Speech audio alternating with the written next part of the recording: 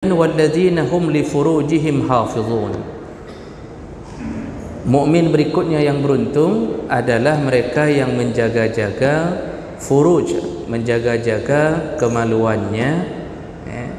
Artinya mereka tidak melakukan zina, tidak melakukan jalan-jalan menuju zina.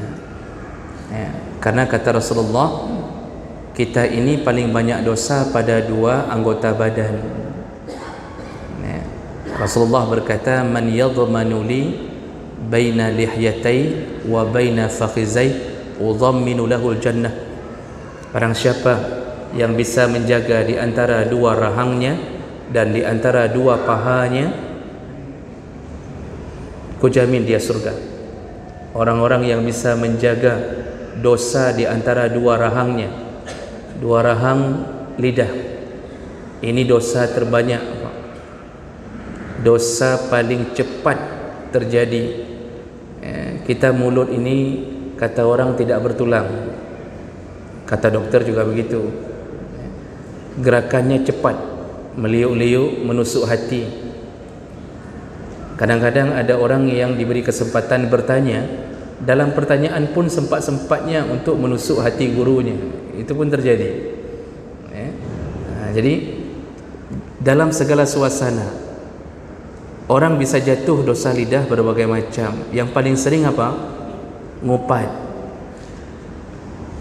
atau disebut dengan ghibah.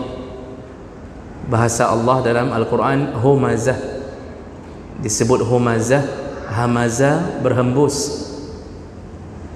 Kenapa Allah sebutkan ghibah dengan humazah?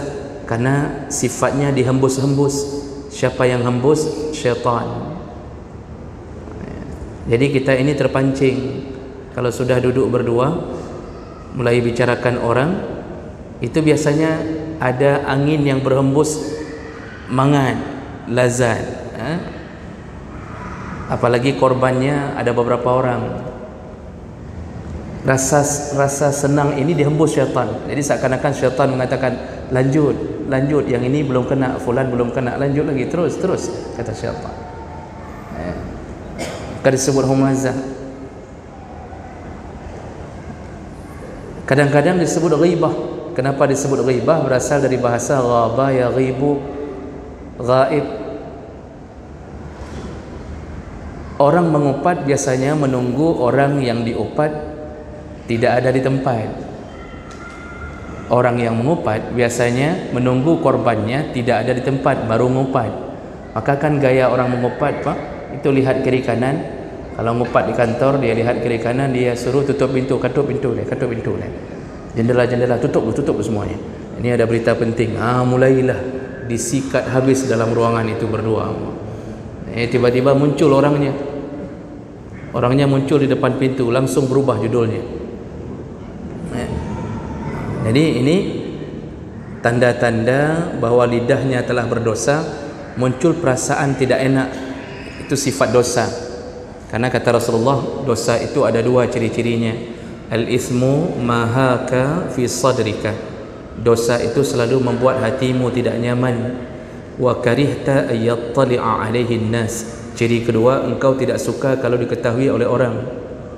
Jadi dua ciri dosa, selalu membuat hati tidak nyaman. Kita diupat orang, padahal kita tidak tahu orang itu mengupat untuk kita. Ketika dia bertemu dengan kita, wajahnya berubah. Dia merasa tidak enak, padahal kita tidak tahu dia mengupat. Jadi agak melain, bahasa kita agak melain. Dia enggak tahu simpan air wajah, kiban air wajah, muka pakai. Itu lidah. Yang kedua kata Rasulullah, baina fakhizai, yang bisa menjaga selama hidupnya dosa di antara dua pahanya, yaitu dosa kemaluannya. Kalau lidah itu cenderung pada perempuan, laki-laki juga ngupat, tapi dominan pada perempuan. Kalau di antara dua paha, dominan pada laki-laki. Kenapa? Karena kita dihiasi syahwat oleh Allah. Perjuangan laki-laki menantang syahwat adalah perjuangan terberat, karena itu fitrah. Zuyyina linnas hubbus syahwat minan nisa. Hiasi laki-laki syahwat berlebihan terhadap perempuan. tergantung iman. Nabi Yusuf juga punya syahwat. Nabi Yusuf, Allah kasih tahu beliau ini memang betul-betul laki-laki tulen. Buktinya dia betul-betul suka kepada Zulaikha. Jadi bukan Nabi Yusuf tidak syahwat pada Zulaikha, syahwat. Bahkan Allah memakai kalimat walaqad hammat bihi wa hamma biha. Zulaikha jatuh cinta mati. Hamma, cinta mati. Hamma itu di atas hubbun, di atas cinta biasa, cinta mati. Enggak nampak lain-lain. Tai kambing pun rasa coklat itu kalau sudah pakai hamma. Zulaikha cinta mati kepada Yusuf. Yusuf pun begitu kata Allah. Yusuf cinta mati pada Zulaikha walaupun dia tahu itu isteri orang. Ada rasa cinta. Allah yang bilang laqad hammat bi wa hamma biha laula ra'a burhana rabbih, seandainya dia tidak melihat bantuan hidayah dari Tuhannya, sungguh dia akan jatuh ke zina. Nah, makanya kita perlu pertolongan Allah di saat-saat genting ingin melakukan maksiat. Pertolongan itu datang dari mana? Dari salah satu penolong hebat kita adalah salat. Ya. Wasta'inu bis sabri was salah.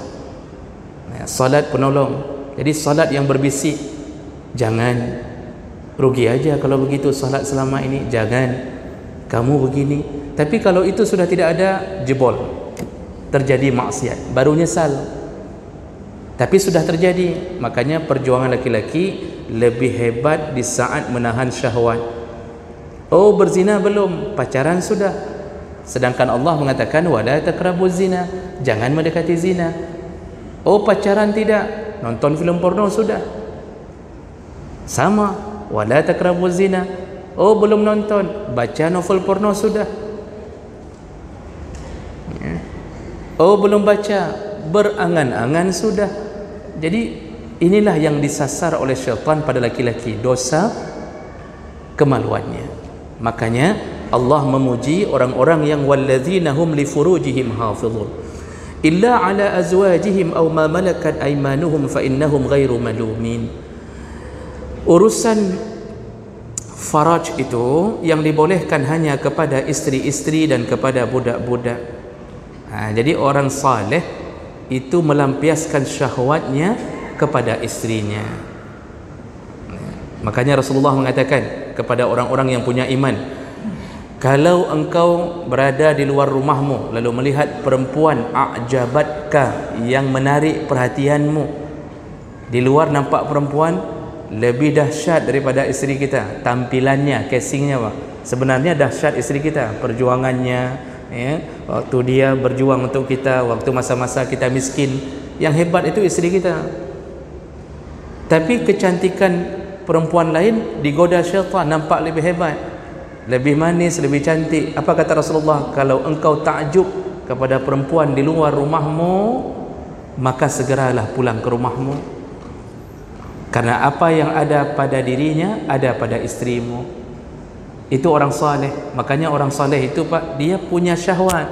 Baik ni fikir ustaznya hana syahwat, makin ustaz makin degar syahwatnya Pak.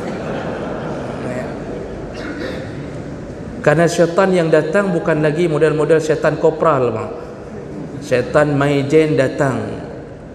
Makanya kasus-kasus yang paling terbanyak terjadi dianggap saleh, ujung-ujungnya ke situ arahnya. Hanya orang-orang beriman yang bisa bertahan. Dia punya syahwat, tapi dia lampiaskan kepada yang halal saja. Siapa? Azwajihim, isteri-isterinya. Makanya Bapak Ibu maka Allah, kita ini semakin kuat iman, semakin saleh, biasanya semakin membara cinta kita ke isteri. Efeknya apa? Tip-tip tone mana. Makanya jangan heran kalau orang saleh itu banyak anaknya, karena dia tidak mau jatuh ke yang haram. Istrinya adalah segala-galanya. Jadi kadang-kadang banyak anak bukan pada satu isteri saja, kadang-kadang begitu. Jadi ini Allah halalkan. Oleh karena itu Allah begitu marahnya kepada istri yang telah dihalalkan Allah di hari ijab kabulnya, lalu dia mengharamkan dirinya sendiri kepada suaminya. Allah laknat perempuan ini.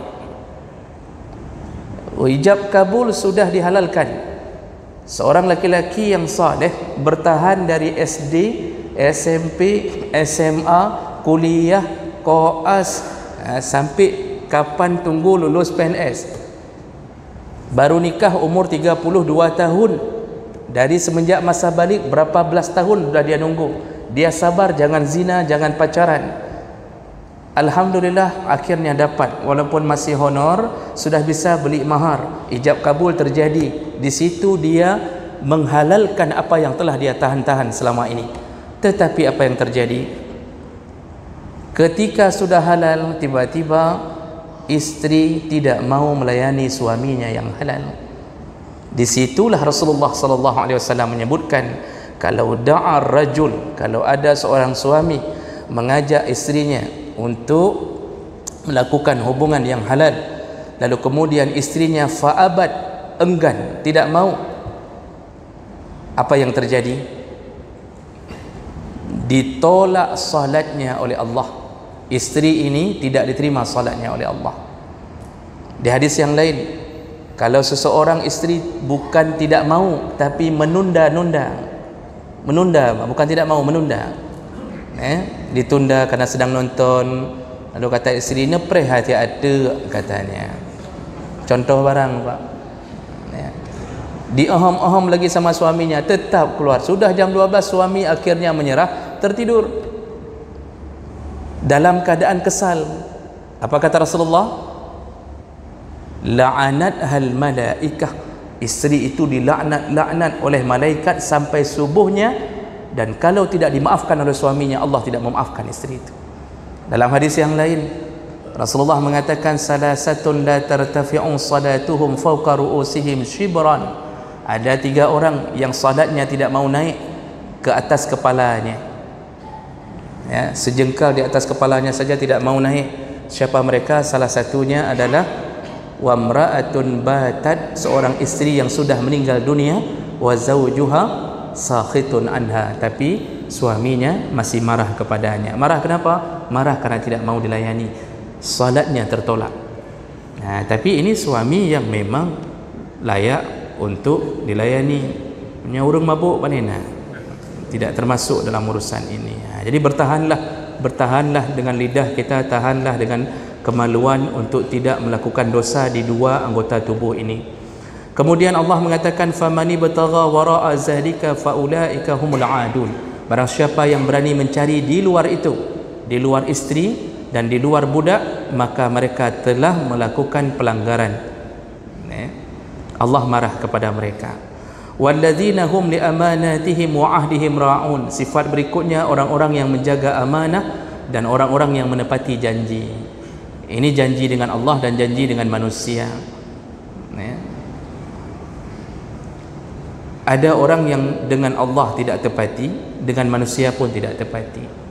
Dulu sebelum jadi, waktu kampanye macam-macam dibilang, saya akan begini, rakyat akan begini. Begitu sudah jadi, BBM naik jam 2 malam. Ini semua pelanggaran terhadap amanah. Maka tidak akan selamat seseorang dengan sifat yang melanggar amanah dan janji. Jadi amanah ini disebut amanah. Kita sudah diamanahkan tapi khianat. Kita diamanahkan di satu kantor. Dulu tes PNS, lulus, diamanahkan di satu kantor. Tapi kemudian kita khianat. Khianat ini tidak masuk kerja. Seharusnya kita mengajar tapi tidak mengajar, disibukkan dengan kertas sertifikasi, mengajar hanali dengan alasan macam-macam. Nah, ini termasuk khianat pada amanah. Tapi gaji ambil penuh. Nah, nanti di akhirat orang-orang begini tunggulah bagaimana Allah akan menjadi ahkamul hakimin kalau dia tidak bertaubat. Wallazina hum ala salawatihim yuhafizun. Dan kemudian Allah mengatakan, dan orang-orang yang beruntung adalah orang-orang yang salatnya dijaga, hafizun. Tadi khusyuk yang pertama, yang terakhir di sini adalah yang menjaga. Maksudnya kalau khusyuk saja tapi salatnya sekali-sekali tidak juga masuk. Jadi selain khusyuk, salat harus dijaga 5 waktu, istiqamah, lebih baik berjamaah. sangat-sangat diutamakan. Ulaika humul warisun allazina yarisunal firdausa hum fiha khalidun. Mereka lah yang akan mewarisi surga Firdaus. Jadi cocok dengan hadis. Nabi mengatakan yang mengamalkan 10 ini wajib surga. Allah langsung juga mengatakan mereka lah yang akan mewarisi surga Firdaus. Jadi bukan surga biasa, surga Firdaus. Surga Firdaus ini surga tertinggi. Ada hadis yang menyebutkan kalau engkau meminta doa kepada Allah, mintalah Firdaus, kata Rasulullah. Minta yang paling tinggi, Firdaus. Ya. Jadi begitu disuruh minta sama Allah yang tinggi-tinggi, walaupun nampaknya mustahil, tetapi Allah bisa kabulkan. Nabi Sulaiman meminta permintaan yang nampaknya mustahil. Apa kata Sulaiman alaihi salam? Ya Allah, berikanlah aku mulkan sebuah kerajaan yang tidak pernah ada sebelumku dan tidak akan pernah ada setelahku. Aneh tidak Pak permintaan Sulaiman alaihissalam? Dia minta kerajaan yang tidak pernah kejayaannya ada sebelum itu dan tidak akan pernah ada lagi sampai kiamat setelah dia. Terasa mustahil, tapi bagi Allah kecil. Allah berikan kerajaan Sulaiman tidak pernah ada sebelumnya, tidak akan pernah terulang setelahnya. Maka Allah tundukkan di bawah kerajaan Sulaiman jin, angin, ya, seluruh makhluk. Nabi Sulaiman mampu menundukkan semua makhluk, mulai dari semut sampai burung hudhud, sampai binatang-binatang tunduk pada Sulaiman. Tidak pernah ada, ya, tidak pernah ada, dan tidak akan pernah terulang. Amerika itu tidak ada apa-apanya. Jadi mintalah kepada Allah surga Firdaus. Nah, ini fadilah dari surat Al-Mu'minun yang pertama. Sedikit lagi, yang kedua, surat Al-Mu'minun ini menurut keterangan dari Aisyah, ini adalah gambaran akhlak Nabi sallallahu alaihi wasallam. Hadis riwayat An-Nasa'i dan Imam Bukhari dalam kitab Al-Adab Al-Mufrad disebutkan an Abi Imran an Yazid bin Babanus qulna li Aisyah, kami pernah berkata kepada Aisyah, ya ummul mu'minin, wahai ummul mu'minin, kaifa kana khuluqu Rasulillah sallallahu alaihi wasallam, ceritakanlah kepada kami bagaimana akhlak Nabi sallallahu alaihi wasallam. Lalu Aisyah menjawab, qalat kana khuluqu Rasulillah sallallahu alaihi wasallam al-Quran. Akhlak Nabi itu Al-Quran. Jadi apa yang ada dalam Al-Quran, cerminannya ada pada Nabi. Faqara'at, lalu Aisyah membaca ayat qad aflahal mu'minun hatta intahat ila wallazina hum ala salatihim yuhafizun. Lalu Aisyah membaca surah Al-Mu'minun dari 1 sampai 9, lalu dia mengatakan qalat hakaza kana khuluqu Rasulillah sallallahu alaihi wasallam. Ayat ini contoh barang, beginilah akhlak Rasulullah. Mulai dari salatnya, zakatnya, Rasulullah tidak buang-buang waktu. Habis Isya Rasulullah langsung tidur, kecuali hal-hal yang bermanfaat. Rasulullah tidak duduk di kedai kopi sampai jam 12. Rasulullah tidak main game. Rasulullah tidak melakukan apapun yang sifatnya hanya sekedar berfoya-foya. Rasulullah menjaga amanah, janji. Semua itu kata Aisyah contoh, itulah akhlak Rasulullah sallallahu alaihi wasallam. Jadi Bapak Ibu yang dimuliakan Allah Subhanahu wa taala, ya, perkataan Aisyah ini menunjukkan surat Al-Mu'minun yang dibacakan oleh Aisyah sendiri itu bahagian daripada akhlak mukmin. Ya. Dan ini menjadi contoh dari suri tauladannya akhlak Rasulullah sallallahu alaihi wasallam. Aisyah menceritakan tentang suaminya Rasulullah. Jadi ini kan testimoni Aisyah, Pak. Kita ini tahu kita baik bukan gara-gara kita memuji-muji diri sendiri. Kalau orang tanya, kamu itu di rumah gimana? Oh saya kalau di rumah alhamdulillah baik sekali. Baik sekali begini dan begini, saya lembut ke orangnya begini. Itu tidak bisa dijadikan standar kita berakhlak. Kita ini baru dianggap berakhlak testimoninya dari orang, dan orang pertama yang bisa membuat kita jaminan recommended bahwa kita adalah orang berakhlak adalah keterangan dari istri kita sendiri. Kalau istri sudah mengatakan bahwa, jadi ada orang nanya, Linturun kiban menyoi rumah. Ustaz tu kat mana kalau di rumah? Kami lihat kalau ceramahnya mantap, dia bilang tentang suami isteri, dia bilang ini. Di rumah bagaimana? Makanya ini para ustaz jangan langsung mengatakan dilabelkan baik sekali. Tanya sama isteri awak. Kalau bapak ketemu sama isteri ustaz, tanya nepiuh dah tiap nepiuh. Lu nak tanya ustaznya kiban di rumah ke? Nak cocok lagi ceramah ke? Tanya sama isteri awak. Kalau isteri mengatakan alhamdulillah beliau adalah orang yang paling baik, paling baik kepada kami, itu baru orang itu, ustaz itu baru jaminan, itu rekomendasi orang baik. Tapi kalau isterinya mengatakan boh panena, katanya oh mandumnya, kata dia, itu tidak menunjukkan apa-apa, Pak. Jadi kalau mau tahu kita ini baik atau tidak, tanya sama isteri. Isteri juga begitu. Kalau mau tahu dia nampaknya baik atau tidak, tanya sama suaminya. Mungkin kita ini sering memakai casing. Kita kalau keluar ke masjid, senyum sana, senyum sini, salaman sama orang, Masya Allah, luar biasa lembut. Kalau di kantor dengan isteri orang, lembutnya minta ampun, Pak. Air gula pun tidak muat, ya. Tapi dengan isteri sendiri kasar. Nah, ini contoh barang. Makanya sahabat nanya ke Aisyah. Ternyata jawaban Aisyah, Rasulullah akhlaknya Al-Quran. Contoh barangnya ada dalam surat Al-Mu'minun. Berarti tidak ada lagi manusia yang bisa mewakili Al-Quran yang sempurna seperti Rasulullah. Makanya Allah pun sampai mengatakan dalam surat Al-Qalam ayat 4, wa innaka la'ala khuluqin azim. Muhammad, engkau adalah makhluk yang paling mulia di antara semua makhluk. Engkaulah yang paling mulia di antara semua makhluk. Jadi Rasulullah Nabi kita ini memang suri tauladannya, Pak. Itu membuat malaikat saja tidak mampu menyayangi akhlak Rasulullah sallallahu alaihi wasallam. Tidak mampu.